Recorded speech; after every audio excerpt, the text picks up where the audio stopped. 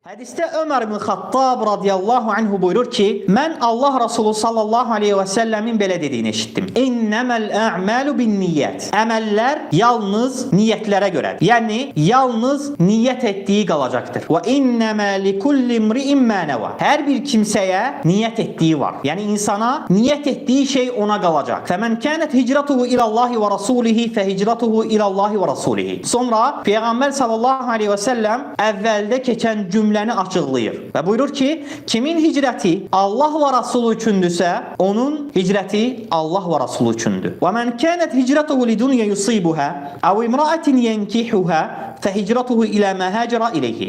Və kimin hicrəti də dünyavi bir məqsəd üçündürsə, dünyavi bir əldə edəcəyi bir dünya üçündürsə və ya evlənəcəyi qadın üçündürsə, onun hicrəti də elə onun üçündür. Hədisi İmam Buxari və Müslim rəvayət ediblər.